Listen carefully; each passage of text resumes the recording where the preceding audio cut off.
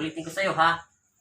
Yung patay na pumasok sa yung bata, yun ay galing sa, ano ba yun? Yung bumili sa inyong tindahan. Kaya sinabi niyang malayo dahil yun ay galing siya doon. Malayo pinanggalingan ng bumili sa inyo.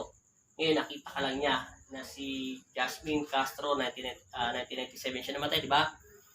Papilang ginamit ko sa iyo, ha? Ulitin ko. Doon ko nalalaman si Ella pag lumabas at sinabi niya sa akin na totoong patay. Minsan mayroong patay-patay na duwende, sasabihin niya itim na ako isang patay. Doon ko nalalaman pag hindi pinakita ni Ella at nagsinungaling siya at hindi niya malaman kung ilan ang nasa harapan niya, doon ko sila nautakan. Intindihan mo na? Pero hindi mo sinabi si Ella maganda. Ito na yung papel mo. Ikaw magtatapon ito sa insenso. Kasi ginamit ko sa yung papel. Sabi mo sa pangalan ni Jesus. Sa pangalan ni Jesus. Amen. Amen. Puno o langit? O, gusto mo langit. O, sige. O, tama, di ba? Pag langit, puti damit, ganda. Tapos ganda tanawin doon. Tapos maganda pasyalan doon. Lalong gaganda buhok mo doon. Pati kuko mo, lahat maganda.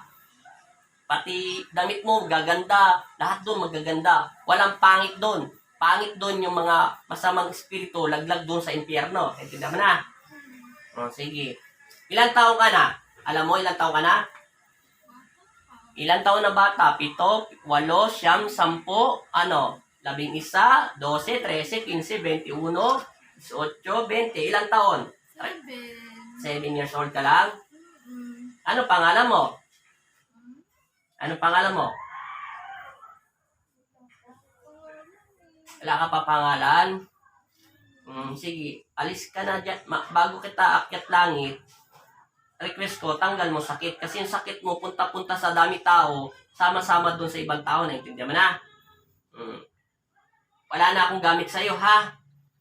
O sige, alam mo, hindi naman dapat kita sinasaktan eh. Kasi alam ko naman, patay ka na. Kaso gusto ko matukoy kung paano ka nakatukoy dyan. Kasi galing ka doon sa isang babae. Sinabi ng Panginoon sa akin, doon daw sa may tindahan, sumama ka doon sa patay na yung buhay na taong babae, yun ay nandun ka daw sa loob ng katawan. Umalis ka daw doon at nausog mo siya. Naintindihan mo na?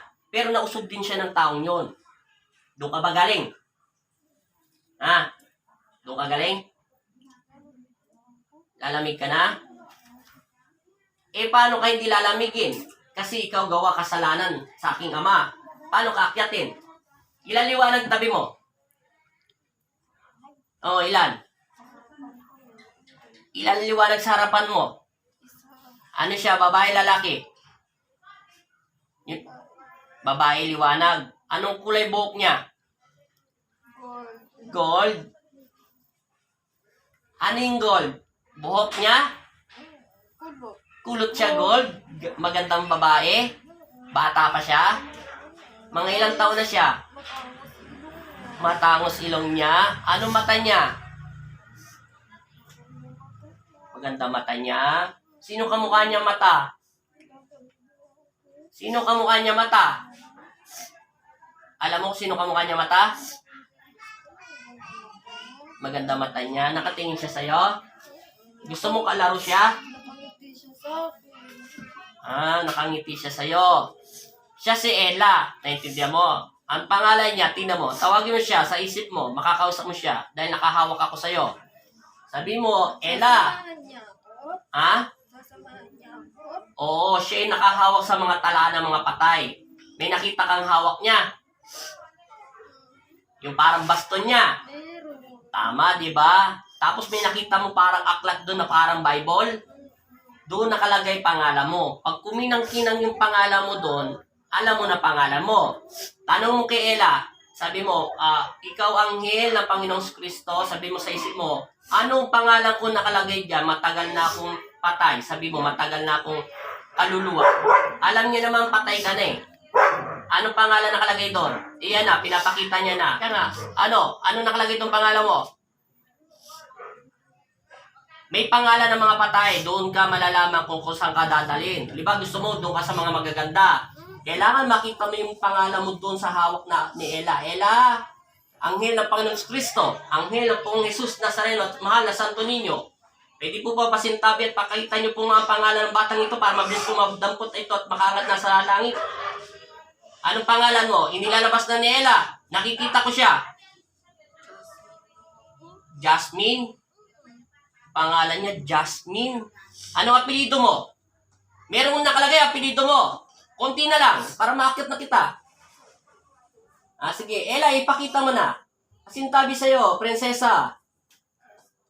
Castro, Jasmine Castro. Ano ang kinamatayan mo? Anong 19 ka dyan? Lahat kompleto yan. Jasmine Castro. 1997 ka namatay. Tama. Jasmine Castro, 1997. Ipakita mo, Ella. 1997. Tingnan mo, Jasmine. Antok na Jasmine. Bata pa to eh. Ano? Nilalamig ka na. Huwag ka na babalik ha? Huwag ka na babalik dito sa taong ito, ha? Huwag ka na sasanib. Anong kinamatay ni Jasmine? Ella, i-translate mo agad sa kanya, mas mabilis sa akin, para madali ko matanggap agad. Pasintabi lang sa'yo, Panginoong Hesus amang Nazareno. Gabi na po kasi. Humingi po ko ng liwanag muna sa inyo, na mabasbasan niyo pa upang hindi ito malamigin. Kasi matagal po siyang patay. Bigyan ng init. Yan, nakapatong na yung kamay ng Panginoong Hesus Nazareno. Yan ay pinagkalog niya sa akin, at kanang kamay niya. Pansamantala lang yan, hindi tatagal yan. Yan, hindi ka nalalamigin dyan. Ano ang kinamataya mo? Jasmine Castro. Ipinapakita na. Ano ang nakalagay sa tala ni Ella? Wala siyang sinasabi? May bahay. O sige, pasukin mo yung bahay. Ipapakita niya yan. Huwag ka mag-alala, nakapatong ang kamay ng aking ama sa iyo. Pansamantalang pinagkalod niya yan sa akin. Magagamit mo yan, Jasmine Castro, 1997 ka namatay. Nasunog yung bahay. Ano to, Maynila, Quezon, probinsya, saan lugar? Probinsya. Kayo lang ang may bahay. Ikaw lang ang nasunog, may nasusunog pa. Sino yung isa? Meron pa, kasama mo, kaibigan mo, kamag-anak mo? May kapatid ka pa? Anong pangalan ng kapatid mo? Tinatranslate lang sa akin ni Ella yan. Kaya tinatranslate din sa utak mo yan. Kaya tayo nakakakonek sa mental telepathy ko, saka sa isip mo, sa pangitain ko, at saka doon sa third eye ko. Kaya ako nakakakonek ng ganung kabilis. Jasmine Castro, 1997 ka namatay. Di ilang taong ka na ngayon. Matagal-tagal na. May kapatid ka ba namatay? Nasaan ang kapatid mo? 14-15. Hindi mo alam. Kung hindi mo alam, nandun na yan sa langit. Madali mo, baby pa, wala na, nasa langit na yon. Makinig ka sa akin. Tanda mo, iangat mo yung kamay mo para mabitbit ka nila. Naintindihan mo? Tinatawag ko si Angelito. Anghel na tagakuha ng mga kaluluwa na pinagkalob ng aking ama. Pasintabi po Panginoong Hesus sa tamang Nazareno. Muli po kong tatawag at upang bigyan nyo ng liwanag at kapayapaan ang batang ito na si Jasmine Castro, 1997, sa probinsya po siya namatay, nasunugan po sila ng bahay. Tama po yung lahat ng nilabas ni Ella sa akin at maraming salamat po sa pinagkaloob nyo sa aking kapangyarihan. Upang hindi lamigin ang batang ito at hindi na po pasalin-salin sa mga taong nabubuhay dito sa lupa, tanggapin nyo nawa ang batang ito at sumalangit nawa ang kanyang kaluluwa. Sa pamamagitan ng pagsambit ko sa inyong pangalan, Panginoong Hesus amang Nazareno, ako po ay yung iyong anak bilang instrumento. Humihiling ako at nananalig ako sa araw na ito, itong batang patay na kaluluwang nito na si Jasmine Castro, 1997 po siya namatay, siya po ay nasunog sa parting probinsya po. Naniniwala ako't nananampalataya ko na binabasbasan niyo po ito ng iyong mapagpalang kamay. Sa pangalan ng Ama at ng Anak at Espiritu Santo, sumalangit nawa ang iyong kaluluwa. At tanggapin mo ang basbas ng aking Ama na si Jesucristo. Sa pangalan ng Ama, ng Anak at Espiritu Santo, umayo ka. Sumalangit nawa ang iyong kaluluwa, batang anghel na ligaw. Amen. Umayo ka sa pangalan ni Jesus. Maging payapa ka sa pangalan ng aking Ama na si Jesucristo, si Jesus Nazareno. Amen.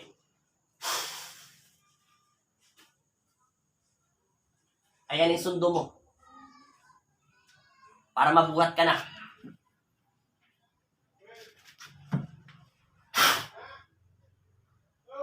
Wala na siya. Bitbitin na siya, Ella. At pakyat na lahat. Maraming salamat po, Panginoong Hesus, sa tamang Nazareno at tamang sa langit. At ganoon din sa lahat ng mga anghel na tinawag ko. Maraming salamat sa inyo. At pasensya na sa istorbo sa inyong pagdarasal.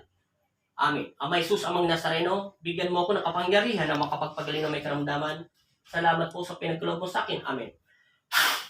Dumilat ka. Bilat. Ikabunot ko muna po isa buhok, tapos lagay ko yung senso. Para hindi ka na niya kikita ng ibang kaluluwa. Ganda daw buhok mo eh.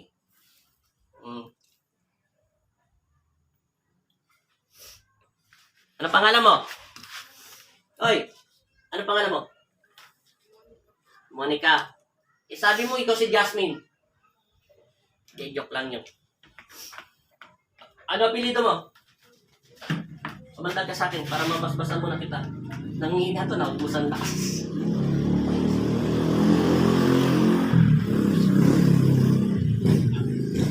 Sabi mo in Jesus' name. Lakasan mo. Sa pangalan ni Jesucristo. Sa pangalan ni Jesucristo. Amen. Amen. In Jesus' name. In Jesus' name. Amen. Amen. Amen. Amen. Amen. Bay, bigyan mo nga ako ng tubig. May tanong ako sa'yo, Monica. Magtag nito. Bahala ka. May naalala ka bang may nakita ka ba? Ewan ko, hindi ko alam. Alam ko, nakita mo, hindi ko pwede sabihin. Kailangan, sa'yo. May nakita ka ba? Liwanag. Liwanag, anong liwanag? Pwede tayo nasa ilaw tayo ngayon, may liwanag. Ano? Para ka nasa langit? Sino nakita mo sa langit? Babae, ano yung babae? Bata, matanda, o gurang na, etc. Ano? Mga ilang bata, ilang taon na siya? Kalkulado mo. Hoy, 8 taon? Ilang bata? Anong kulay ng buhok niya? Brown? Anong suot niya? Anong puti? Pampatay? Hindi mo alam? Bakit ganun ka lang ganun sa kamay mo? Ano ba yung nangyari sa kamay mo? Nangalay? Yun lang nakita mo. Sabi mo kanina, nakakita ka ng anghel. Ulot ang buhok, makinang, matangos ilong, maganda mata. Cute. Tapos meron pang baston. Sinabi mo yun eh. Sinabi mo ba yun? Sinabi ko sa'yo kanina, di ba pag-upo nito kanina, hindi ko naman siya, bigla ko lang siya hinawakan, di ba? Opo. Yung paghawak ko sa kamay mo, biglang bumigat yung mga katawan mo. Ibig sabihin, mayroon doon maliwanag ang sinabi ng Panginoon Kristo sa akin. Meron daw doon sa tindahan nyo, kaya sabi ko may usog to. Hindi ko naman sukat akalain, yung bagay totoo naman na usog ka ng taong bumibili sa inyo. Masama, may dala-dala siyang kaluluwa. Nakita ka daw niya, maganda daw buhok mo. Ayaw niya daw buhok niya brown, gusto niya katulad buhok mo, straight. No, kaya sumanib siya. Kasi daw sabi mo, ikaw ay mahina. Alam mo ba yung mahina? Mahina magdasal, matatakutin sa lahat ng bagay. Umiyak ka pala? Ay hindi, tumatawa ka nga, tinatawanan mo kami. Teka lang, pangalan. Sige mo. Monica Espirito Dominguez. Ganda pa naman middle mo, Espirito. Wala eh. Hindi ko na nakuhanan yung unang video kasi inumin mo muna para bumalik yung lakas mo. Hanggang di ka nakakaya ng tubig. Kapayapaan yan. Nanginginig pa yung katawan mo. Nilamig siya kasi wala siyang basbas ng Panginoon Kristo dahil patay nga siya eh. Kung saan siya dumadapo, pumupunta sa mga bahay na walang tao, pumupunta sa puno, pumupunta sa mga bahay na maalis lagi. Nagkataon, maswerte ka, alam mo bakit? Hindi pangit po yun, papaliwanag ko sa inyo ha. Yung mga kaluluwang patay o sumalangit na ang kanyang kaluluwa ni Jasmine Castro, naghahanap lang sila ng dasal kasi sila ay nasunog. Pero mapalad pa rin yung mga taong sinasaniban nila. Kahit nabibigyan nila ng sakit na hindi naman nila gusto, kasi wala na, sa tagal ng panahon nilang patay dito sa lupa, walang nagtuturo sa kanila ng mabuting asal. Parang anak natin yan. Hindi sila natuturuan ng magandang asal sa pag-aaral, sa pagsasalita sa mga tao. Kung ano lang nakikita nila sa mga buhay na tao, yun lang ang ginagaya nila. Wala naggagabay sa kanila mga anghel o anumang espiritu. Ang naggumagabay sila puro mga bad spirit.